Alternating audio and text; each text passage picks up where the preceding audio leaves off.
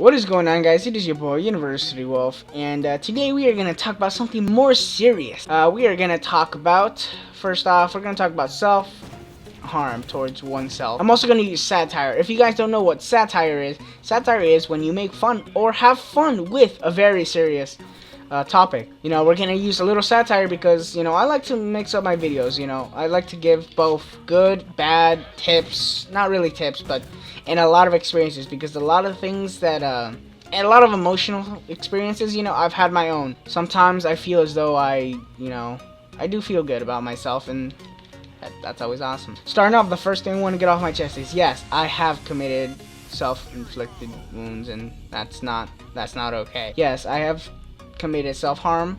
I have I'm not proud of it. Every time I look at my my body, you know, I have the shame of looking at the scar of what's left, and that just makes me feel bad. And every time I think about it, sometimes I laugh it off, like saying, "Oh, I'm such an idiot." But most of the time, you know, it's very serious for me, because I take stuff like that very seriously, especially about myself, because I care a lot about other people, what other people think about me or about themselves, because, you know, I'm just generally a nice person. Don't get me wrong, when I get pissed, ooh, I am the devil. That sounds horrible to say. None of you probably want to be my friends now. You know, I'm not gonna say I don't do it often like some people. I know some people that, you know, do it pretty much every single day, and to me, that's not okay. You know, it's one thing doing it every now and then, but it's another thing when it becomes a daily thing. It's almost like you're addicted to it. And yes, the person I know is addicted to it. They really can't stop. I've tried multiple times to convince them, but, you know, they just don't want to. And I'm not telling you guys, you know, if you guys do this to yourself, I'm not telling you to stop. I mean, you should stop, but I'm not going to tell you to, even though I should, because, again, this is not my choice, this is yours, and it's a choice you have to make yourself. Most of the time, a good percentage of the time, a lot of times you commit self-harm is because you're in a very emotional state. For example, if you're just in a breakup, for me, for example, you know, it's, let me just give you the backstory better, because this is going to be a real-life experience, something that's happening to me. I would really very much like to be with them. I am very affectionate towards them, and they know it, and I know they are affectionate towards me too.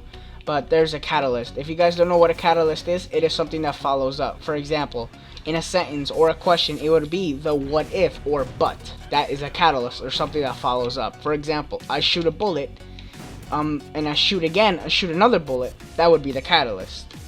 There's a catalyst that's preventing us from, it mainly affects me. And I don't want to press on the matter too much, because I know this person is going to watch this video, and they're going to probably comment on a few things. In person, again, like I said before, you know, there's usually a catalyst to emotional pain. There's always something that follows up. For example, a breakup. A catalyst to a breakup could be a lot of hate towards oneself, or what did I do wrong? What if I did something differently? You know, would we still be together? With my situation, you know, the catalyst is my catalyst is the reason behind the emotional pain for me, because knowing I can't be with them, you can't get out of a breakup and then a week later, maybe 2-3 days later, expect to be completely over it, especially if you've been together for a while, you know. Let's say 6, 7, 8 months, you guys been together, no fights, and then this one big argument breaks out, and you guys are then feeling a whole flutter of emotions, you know. And I'm gonna be the first to say this, guys. Like I said, man, I do inflict self-harm towards myself, and it's hypocritical of me, very hypocritical of me, to say that, you know, don't do it, especially when I do it. But I don't do it often, you know. I only do this when my emotions just get the better of me, and my emotions, you know, I think my emotional side is a side of me of weakness. To me, I view it as weakness, because in the past, people have used that against me. My soft side, people have used, you know, my emotions to their advantage. You know, they pretty much use me, and that's one of the reasons why I don't like to get attracted to people, because I feel as though that will happen again. Even though with this person, I know this is not gonna happen, you know. There's just always the catalyst, or the what if, you know. I think the hardest thing for me personally, when I was cutting myself, was before I even did it, was thinking, what am I gonna do to stop these emotions from completely taking over? At first, I just wanted to hit something. I wanted to release my anger. I released all this tension. I had all this stress in my body, and I did not know how to release it. And I decided the best way was to, you know, use a knife, razor, whatever I saw first, and then I went up and, well, sideways, because I guess at the time I wanted someone's attention. Not only that, you know, it can lead to addiction and stuff, you know, like, again, like I said, you know, I know this person that's addicted to it, and that's not good at all. Anyways, guys, that's been your boy, University Wolf. Please leave a like, comment down below, you know, if this helped at all.